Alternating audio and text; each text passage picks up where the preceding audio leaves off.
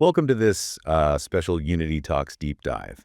Today we're looking at a stack of research that it basically flips the script on what it actually means to go to the office. It really does. It's a massive shift. Yeah, and you know our mission here. We take this massive stack of articles, the case studies, our own notes, and we extract the absolute most valuable nuggets of insight. Right. We do the heavy lifting Yeah. so that you, the listener, can walk into your next meeting or, your next dinner party as the most well-informed person in the room. And we really have an incredibly rich stack of sources to go through today. It's all centered around something that affects, well, almost every single one of us. The physical workplace. Exactly, the radical evolution of the physical workplace. Right. Because we are moving far, far past the era of simply providing a desk and a Wi-Fi password. We really are. We're exploring how modern business campuses are completely bridging that gap between cutting-edge technology and the natural world. It totally redefines what it means to actually, go to work. Mm-hmm. We're pulling from some fantastic material today to understand this shift. We've got comprehensive real estate and tenant experience reports from Forbes and HQO. Which are excellent. They are. Plus some fascinating philosophical frameworks on what they call quantum cities, and an incredibly detailed real-world case study to just anchor the whole thing. Genesis Properties YUNITY Park in Bucharest. Yes, exactly. Which is such a crucial anchor here because we aren't just talking about abstract architectural concepts today. Right. This is real stuff. It is. If we connect this to the bigger picture, physical environments directly and measurably influence human cognitive performance and employee retention, too. Absolutely. The research on this is just definitive at this point. Yeah. That old model of just finding a box and cramming as many desks into a room as humanly possible, it's officially dead. Thank goodness. Right. The future of commercial real estate is about how space actively serves the holistic needs of the human being inside it. So let's unpack the mechanics of that. Because the shift from dreading the office commute to actually thriving in a workspace, it doesn't just happen by accident. No, it takes serious intentionality. It really does. It starts with a concept that Forbes defines as the workplace experience, or WX. Right, WS. And they define WX as the ecosystem that connects employees to each other, to their companies, and to the physical space itself, which ultimately makes them more productive and engaged. And our sources from HQO actually break this ecosystem down into the 8 pillars of tenant experience. Yeah, let's list those out. Sure. Those 8 pillars are essentially a modern checklist for real estate value. They are workplace services, accessibility, entertainment, food and beverage, mobility, security, sustainability, and wellness. That's a lot to juggle. It is. If a building isn't delivering across that entire spectrum, it's just falling behind the market. But attempting to deliver on all of them simultaneously brings up a massive operational challenge for employers. Oh, you mean the app overload? I remember at my last job. I needed one app on my phone just to get through the security turnstile, then a different, really clunky website to book a hot desk, Oh, I've been there. a physical key card just to use the printer on my floor, and yet another app to order a coffee from the lobby downstairs. It's exhausting. By 9:15 a.m., you already feel drained by the friction of it all. And that friction is exactly what the Forbes report highlights. A staggering 78% of employers cite having too many disconnected tools as a significant hurdle to employee satisfaction. 78%. Yeah, you are burning cognitive energy just trying to navigate the building's basic functions. And nobody wants to start their workday fighting with software.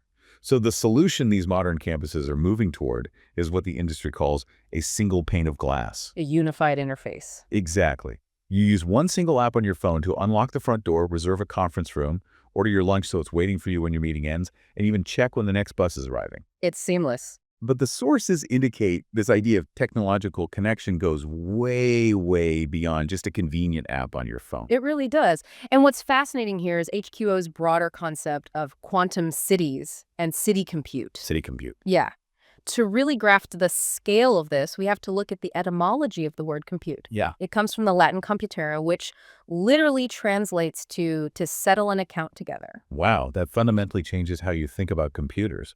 It makes it a collaborative, almost human process rather than just a machine processing numbers. Historically, cities have always been humanity's computers.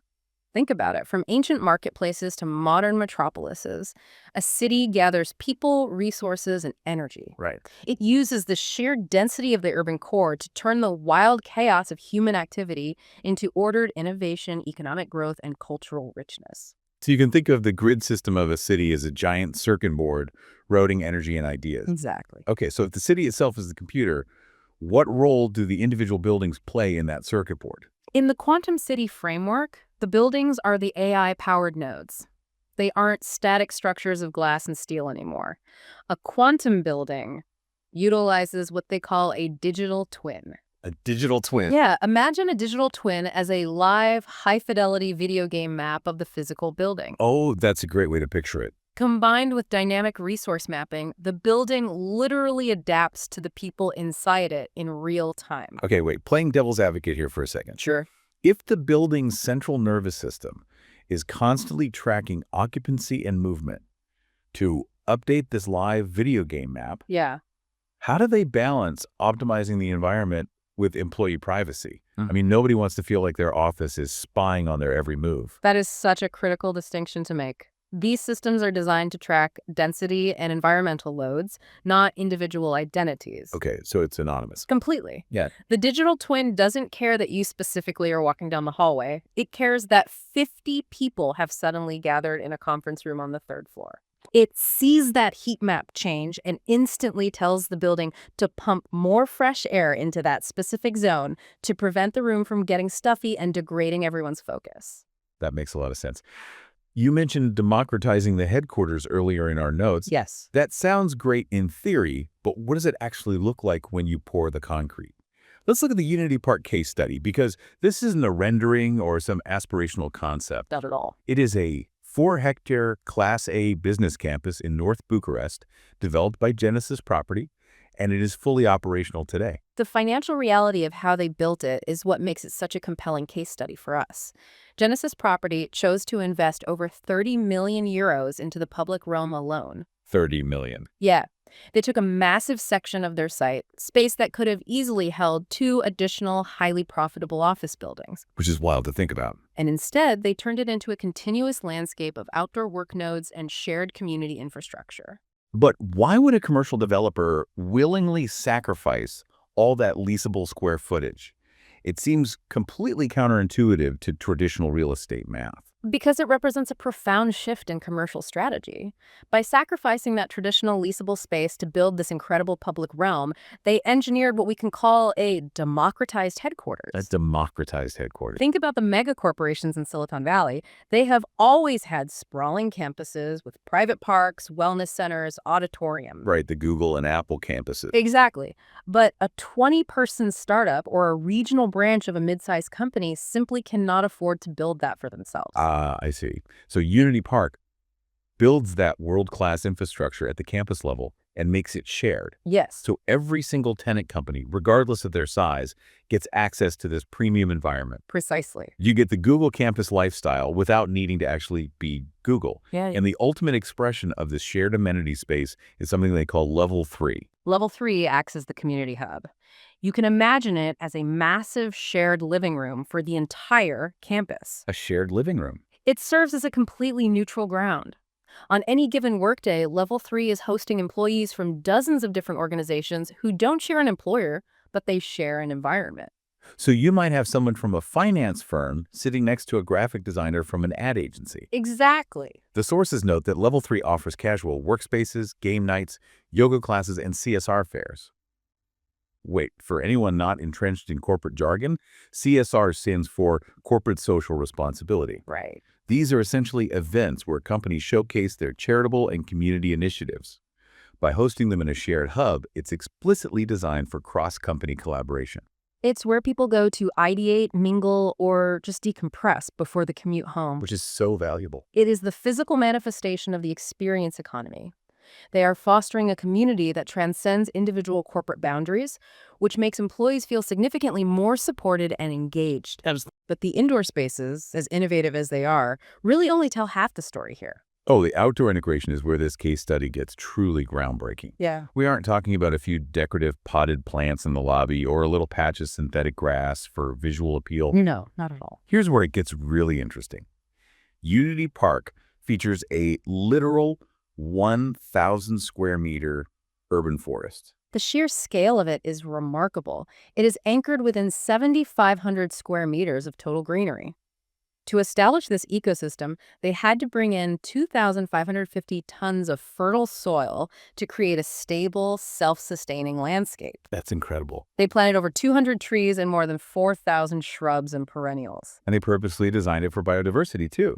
The planting design includes birdhouses and insect hotels to support pollinators and microhabitats. Which is amazing for the local ecology. It brings visible seasonality to the campus. The colors and the light actively change throughout the year, but we need to balance this feel-good nature element with hard business logic. Right. Why go to all this trouble for an office park? Because it is biological engineering for business outcomes. Biological engineering. The environmental psychology data we touched on earlier proves that access to deep nature significantly reduces cortisol levels and cognitive fatigue. Wow. By spending the money to build a literal forest, they are engineering a space that directly translates to fewer sick days, better focus, and higher employee retention. And what makes it a modern workplace rather than just a public park is how the technology is interwoven into this wild environment. Yes. The infrastructure supports working seamlessly outside. The campus-wide Wi-Fi is robust enough that you can take a crucial Zoom call from a bench in the middle of this forest. It completely erases the boundary between inside work and outside recreation.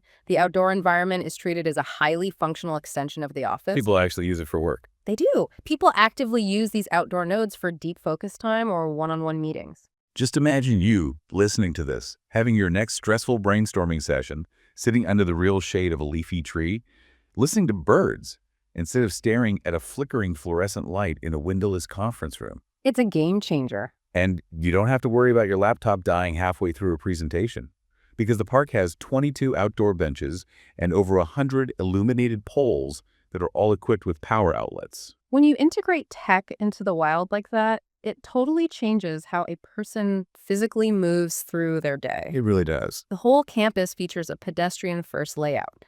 There are 1,900 meters of interconnected walkways, ramps, and elevated paths. 1,900 meters. And the cars are tucked away in multi-level parking, so the ground level belongs entirely to the people. That movement creates a highly flexible, human-centered environment.